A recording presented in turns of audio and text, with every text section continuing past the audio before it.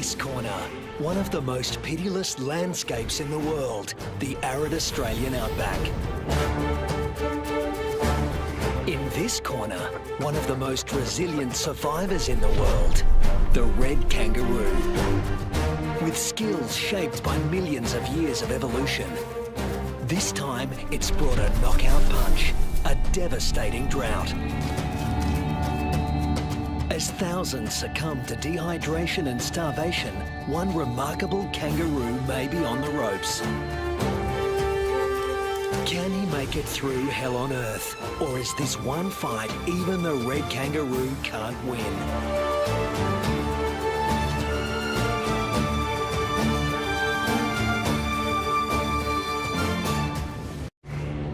Australia, the oldest continent on the planet. Almost 3/4 of it looks like this. At its centre, it gets 5 inches of rain a year.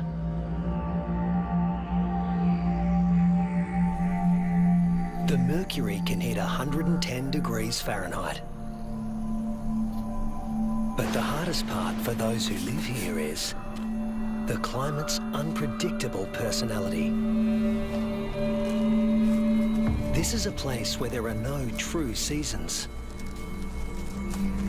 only moods. To make it here, you need to be able to roll with the punches and shift gears in a hurry. The acknowledged master of that art in the Australian outback is the red kangaroo, the largest marsupial in the world.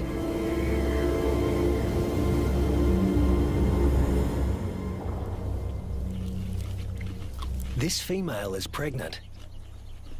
Red kangaroo females are almost always pregnant. They've evolved to adapt their reproductive systems to the unpredictable whims of the environment.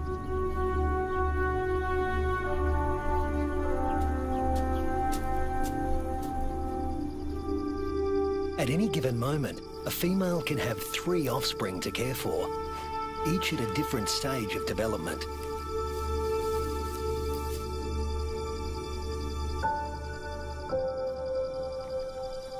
This is number 1, the peanut.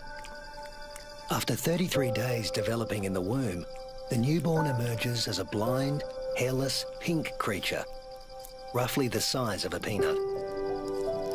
We call him Rusty. There's virtually no sign of the powerful hind legs we all associate with the kangaroo. He uses his arms to make the grueling trek up the belly to his mother's nipple, guided solely by instinct and smell.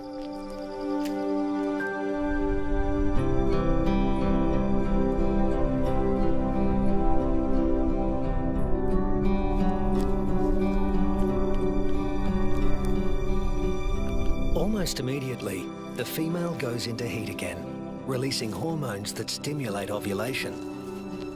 Once fertilized, the mother's endocrine system puts the development of this new embryo on hold. That's number 2. Its progress won't be kick-started again until the peanut reduces his suckling. Number 3 is the joey, who's spending some time suckling from outside the pouch and some out on his own in the big wide world.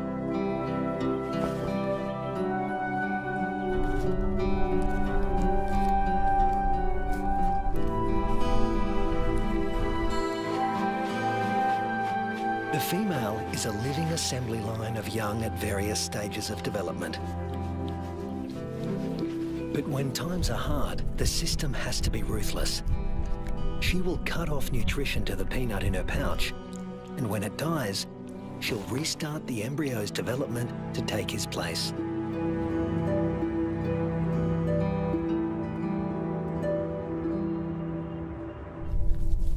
Rusty's developing nicely. He's beginning to resemble something like a baby kangaroo.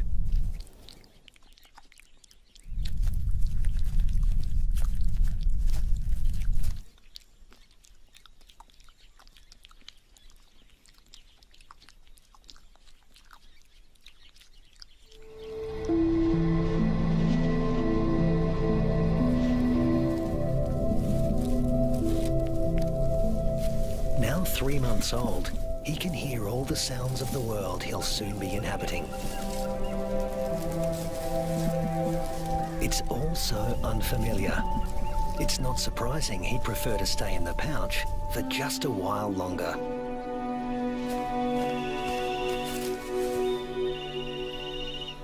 There's plenty of...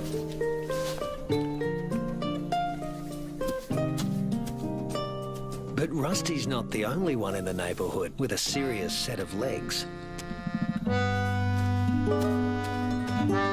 An emu, the biggest native bird in Australia, announces his arrival.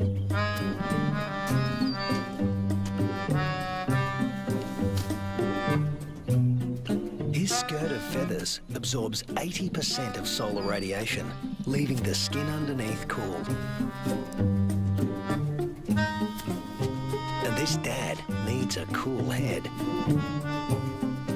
In the emu world, dads take on all parental responsibility.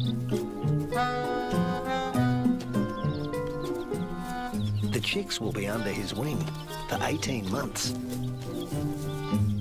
Not exactly the red kangaroo way. Males are pretty much deadbeat dads. They leave as soon as the young are conceived. Rusty also still relies on his mother for food and protection, so he tends to stay close.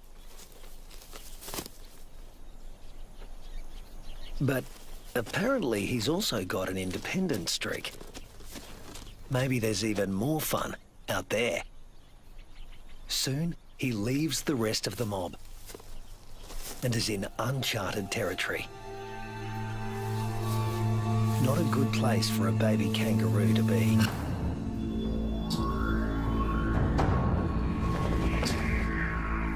A wedge-tailed eagle, the largest bird of prey in Australia. And it likes to take young kangaroos. Mum realises she doesn't know where Rusty is. But the eagle does.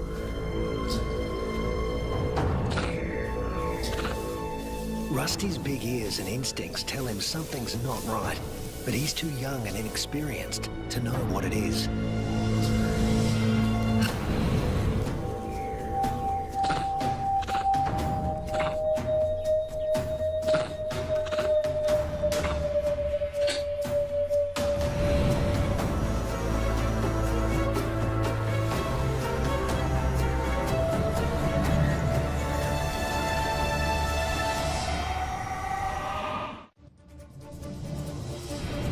No sooner has Rusty left his mother's side than he's in trouble. With the bone-crushing power of her talons, the eagle could seize Rusty and drag him to his death. But suddenly, there's a flurry of panicked activity nearby. A rabbit is running for its life.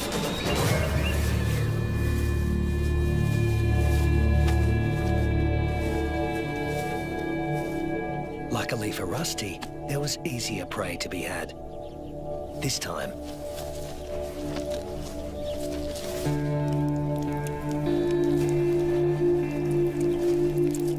red kangaroos and wedge-tailed eagles share the same territory, and when the eagle has a chick to feed, the hunting never stops. More than 10% of the eagle's diet is kangaroo.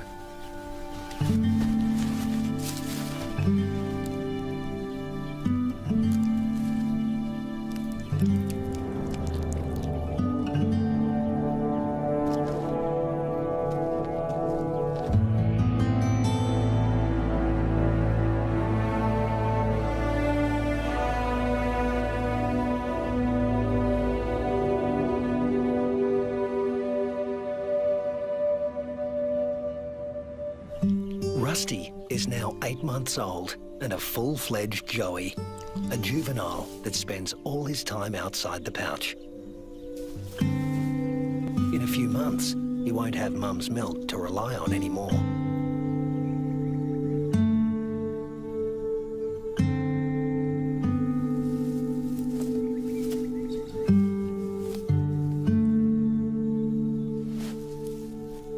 father will start tapering off his milk supply because there's another bun in the oven and it needs the nutrition. Mum's body now produces two totally different types of milk. A more dilute one for his tiny sister and a richer one for him. Each dispensed from its own nipple.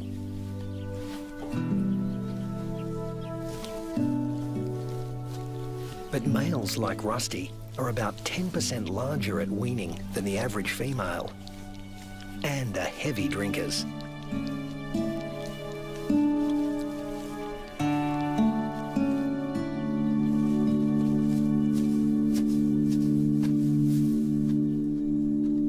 This is the kangaroo version of tough love. Rusty's mother cuts him off completely. Her milk is needed elsewhere. And Rusty is off to explore his wider world.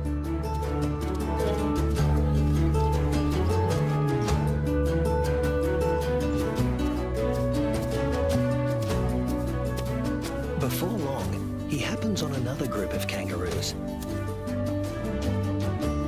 These are grey kangaroos, smaller than reds and more suited to areas where the climate is relatively predictable. They don't conserve water as well as reds and prefer the shade of the wooded areas on the desert's edge. Rusty is apparently a new experience for them as well. It's like a get-together with distant relatives you've heard of but never met. Slightly awkward.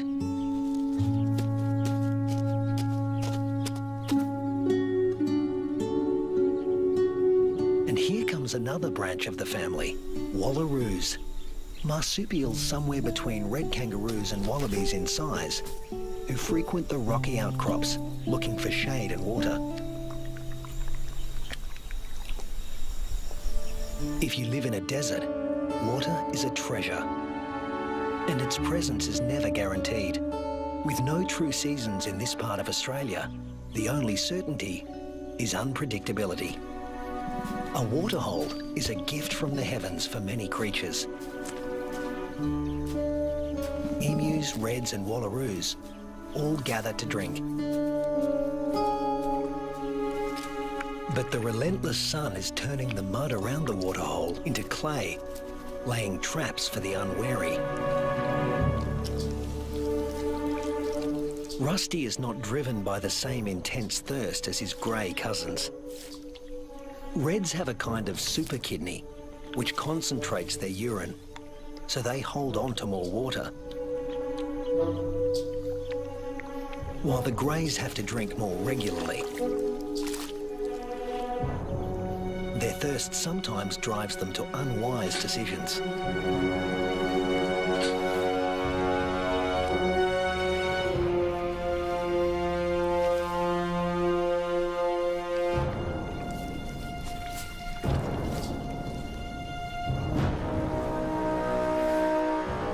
This young grey is in trouble, deep trouble, and he's drawing some unwanted attention. A dingo. Dingoes will gladly take a young kangaroo under any circumstances. A joey stuck in the mud and unable to flee, that's just too good to resist. The other kangaroos can't help him. His fate is sealed. Even at the tender age of 18 months, Rusty has the good sense to get out of Dodge in a hurry. Now he's on the road again, in search of a good meal. He's still an adolescent, and burning through energy at a faster rate than an adult.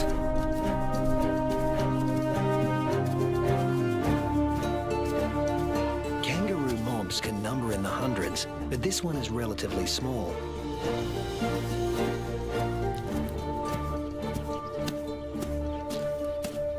And Rusty's appearance on the scene has caught another male's attention.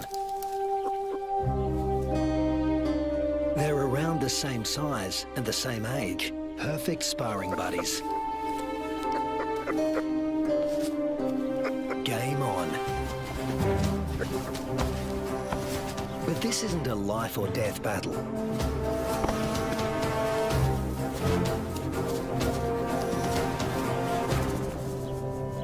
What they learn here will be crucial in later life, when the stakes are higher.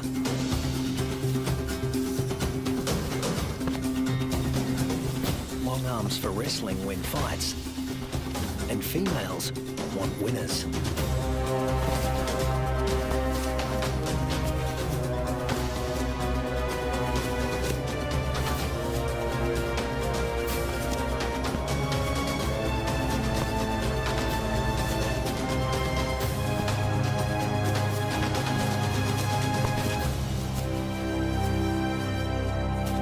Rusty doesn't come out on top this time, but the boxing experience is invaluable. At this age, the learning curve for a kangaroo is steep and full of surprises.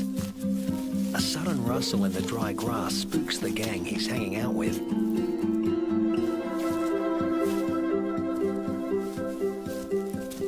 But Rusty's the curious type. A shingle-back lizard, heavily armoured and with a thick tail that looks a lot like its head. Thus its other name, the two-headed skink. Rusty wants to know what he's supposed to do with this. Make friends? Try to box with it? Eat it? The lizard doesn't seem suitable for any of these activities, and Rusty eventually gives up on the relationship.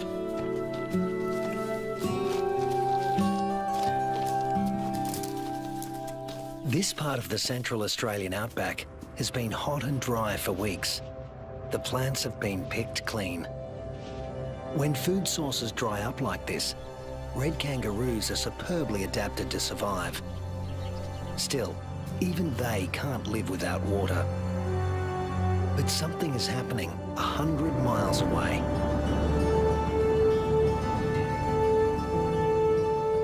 Where the sky has opened up and torrential rains are soaking the parched earth. These waters will end up in the Channel Country and be funneled inland hundreds of miles away from their origin. The channels are dry now, but because the region is low-lying, they won't be for long.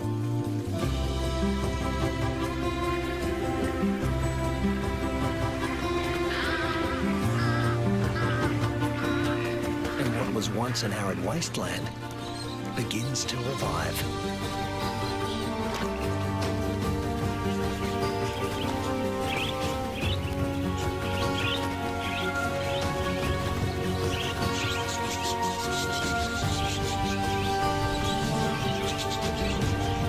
From the swirling flocks of budgerigars to the dingo mum and her pups, all are drawn to the life-giving waters.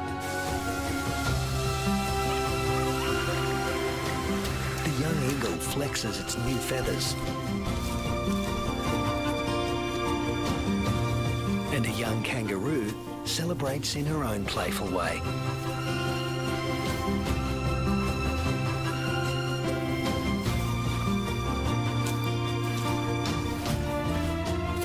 Emus are water guzzlers, and adults can drink up to 4 gallons a day. Like all emus, the chicks revel in a cooling bath.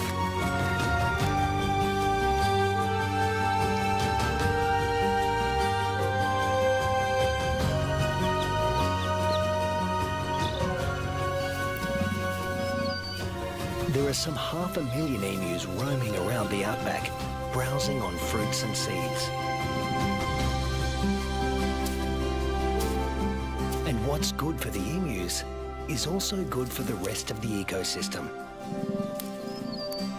As they move through the bush, they scatter the seeds of the flowers and fruit they've eaten along the way, which will sprout and become new plants.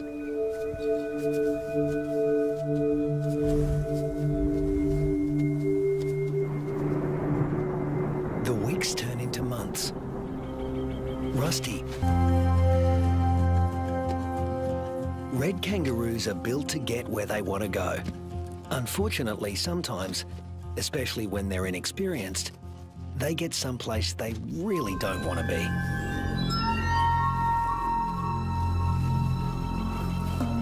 The inland taipan is the most toxic snake on Earth. There's enough venom in one bite to kill 100 full-grown men.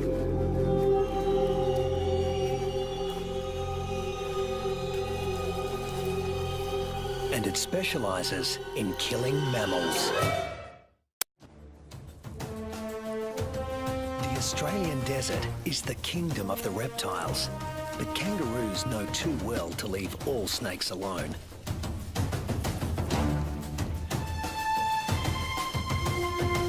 Brown snakes kill more humans than any other snakes in Australia.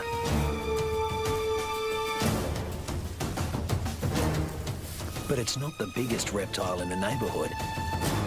This is. The Parenti, reaching 8 feet long, venomous and fast on its feet. A large Parenti will eat a small kangaroo. But today, it's got its eye on an eastern brown snake.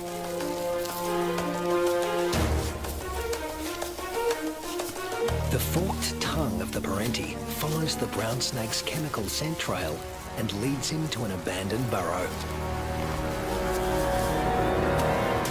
A burrow with only one entrance. With a Parenti in the picture, a sanctuary can easily become a death trap.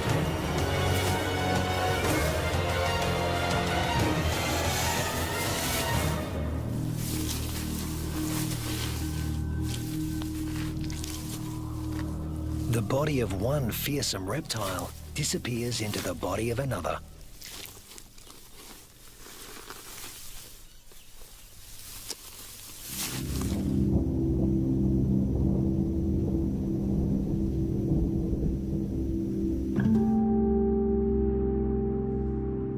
The months roll on, and Rusty has grown in both size and experience. He weighs 150 pounds now and has dozens of sparring matches under his belt. Today, he finds himself with a mob he's met before. The one with the tough male who intimidated him last time.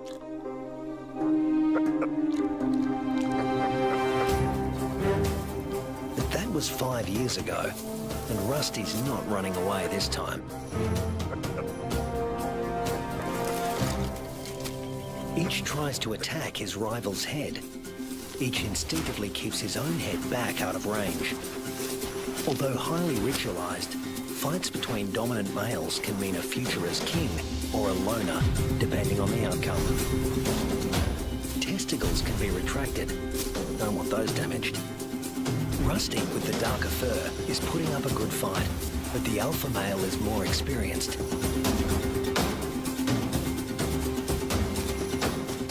Females don't care who wins, just so long as he's got good genes. But Rusty is younger than his opponent and in top fighting form.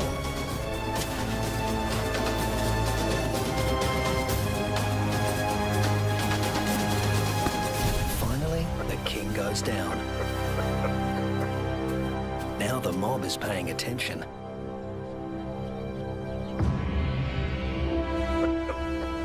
Rusty's the top male now, and to the victor go the spoils.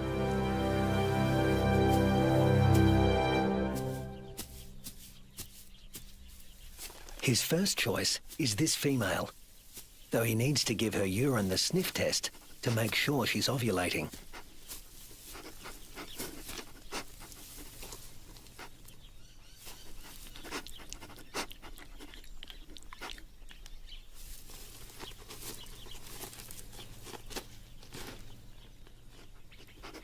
She's ready. But Rusty has only a brief window of opportunity. She may only be receptive for a matter of hours. Better get to it. Mating doesn't take long, or wouldn't if there were only one female to consider. But Rusty's got miles to go before he sleeps. He's King Kangaroo now, and in addition to regular mating duties, he'll have to fend off other young roos who'd like to knock him off his throne, just as he did his predecessor. But that's not all Rusty has to worry about. The temperature is soaring and the land is drying out. Evaporation is sucking the life out of everything, flora and fauna alike. You can never tell when the weather will change, only that it will. And that's the origin of some of the red kangaroo's most amazing adaptations. They're masters of heat regulation.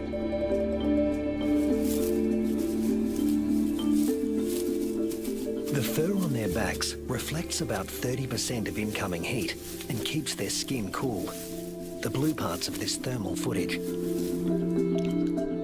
Spreading saliva over their forearms cools the blood, which has been brought close to the skin's surface via a dense cobweb of capillaries.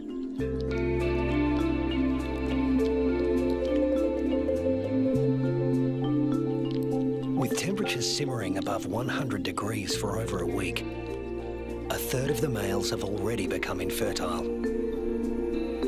If these temperatures were to continue for 3 more months, the number would more than double. Reds defend their sperm by licking their scrotums to keep them cool.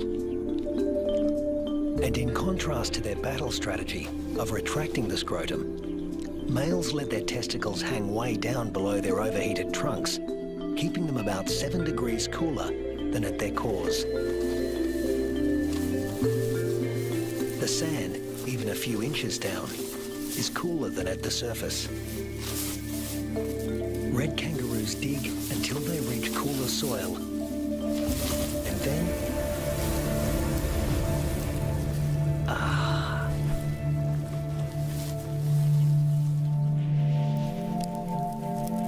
it hasn't rained in months now. The dry, dead grass offers Rusty no nourishment. But then,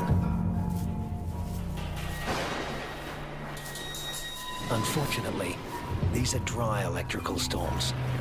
No rain will come from them. But something else will. Something worse than hunger.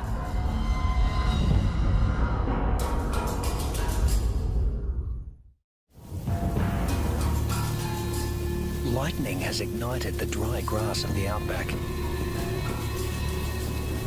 The kangaroos can easily outrun a grass fire.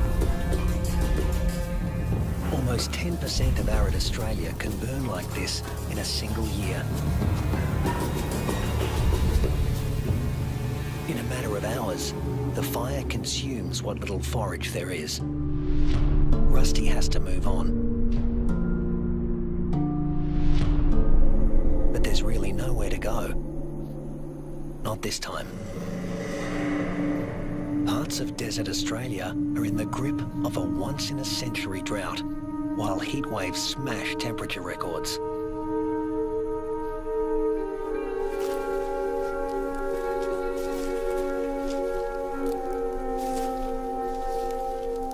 Nothing that lives here has ever experienced anything like it, Rusty included.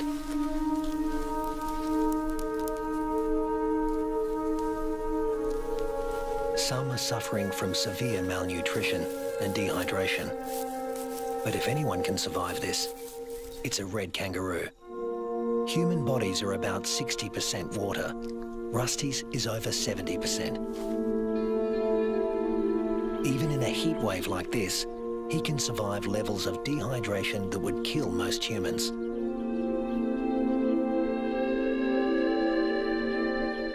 Reds only sweat when they're on the move. At rest, they pant, which uses less water than sweating. Raising their breathing rate to over 200 breaths a minute reduces their deep body temperature and cools their brains. And of course, they cover their limbs in cooling saliva. But there's a price to pay. Licking uses up precious water. If the drought continues much longer, this form of cooling will be too costly. The kangaroos stay under whatever shade they can find. When times get this tough, females switch off their milk supply. Maternal instinct is strong, self-preservation is stronger. Unweaned offspring outside the pouch are the first to die, and the young in the pouches are next. As it dies, the female reactivates her waiting embryo. But if the drought persists, it too will die, and she will stop reproducing altogether. Even Rusty, one of the strongest, is in trouble. In these conditions, the males are the first to succumb, especially the largest, who, like Rusty, need more food.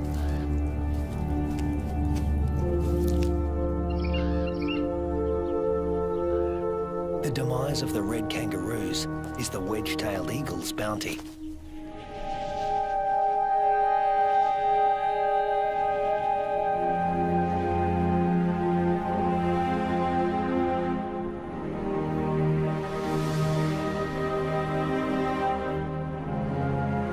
And it's not just the kangaroos that are suffering.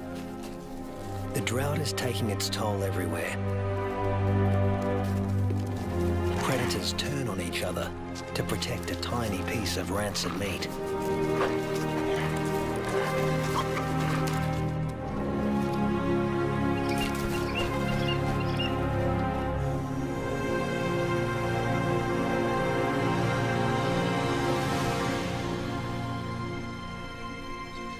This is the last remaining waterhole.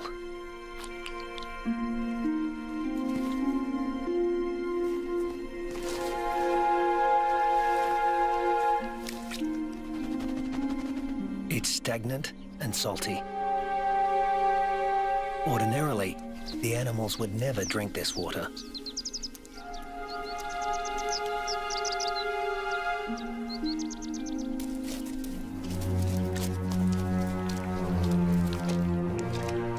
But desperation drives them. The drought makes for uneasy bedfellows.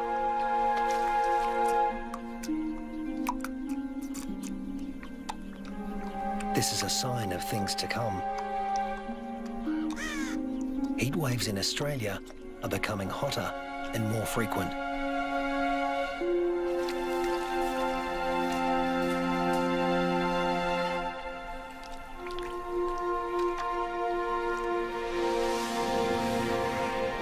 The intense dry heat continues and the casualties mount. Among them are many of Rusty's offspring.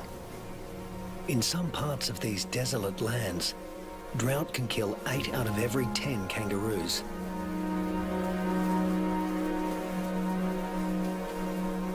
But Australia's desert inhabitants are a resilient bunch.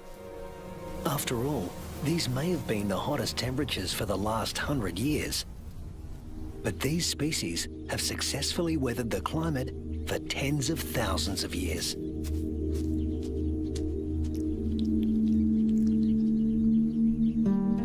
Rusty is still here, conserving his energy and biding his time. A change is going to come. It always has. After 12 months of merciless drought, the landscape is dotted with the remains of those that couldn't hang on any longer. But in the Australian outback, all bad things come to an end. Eventually. Thunderclouds are gathering in the distance. Rusty seems to sense a change in the weather. Somewhere there is rain, and where there is water, there will also soon be food. He just has to get there.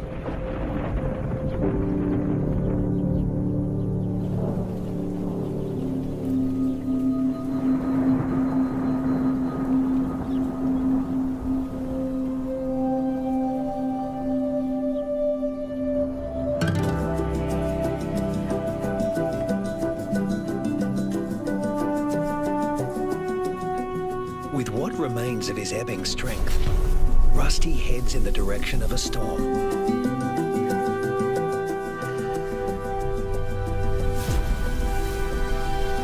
As do the other red kangaroos that have made it this far.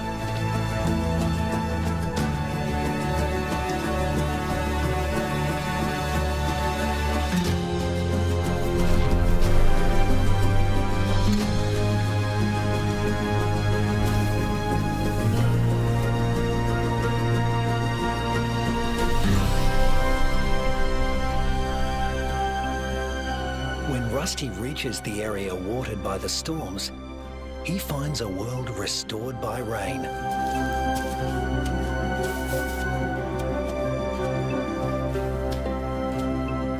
Plenty to eat, plenty to drink. You can almost see the relief and joy in their hopping.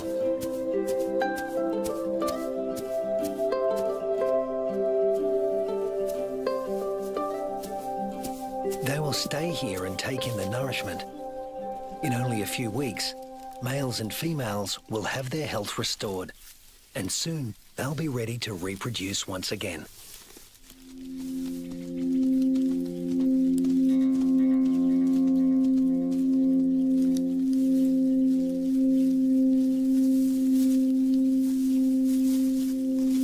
But before that can happen, they have to make it through this. A pack of hungry dingoes.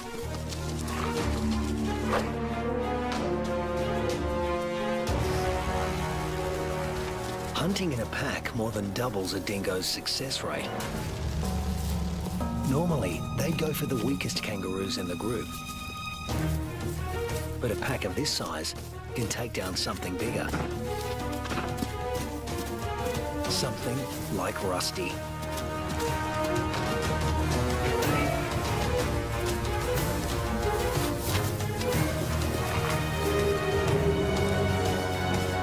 Luckily, his strength is completely restored, and he can travel at full tilt. Rusty doesn't accelerate by bounding faster, but by bounding further. He lengthens his leaps, at times covering 25 feet in a single bound. Once he gets past 10 miles an hour, Rusty rockets along with little extra effort, while the dingo's forelegs need to move ever faster.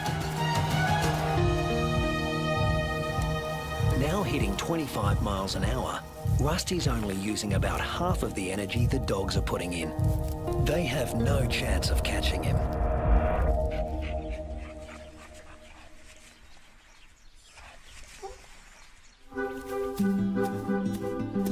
Now Rusty can turn his attention to replacing the offspring lost to the drought.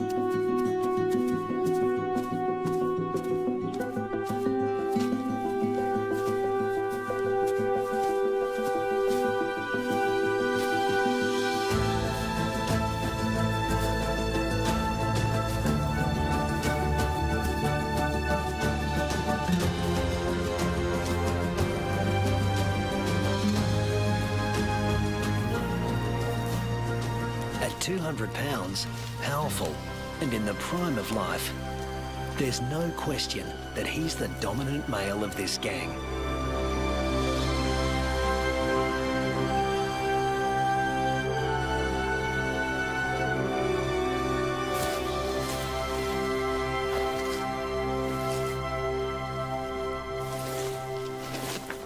The young he fathers will need an advantage to survive a world as harsh and unpredictable as this one.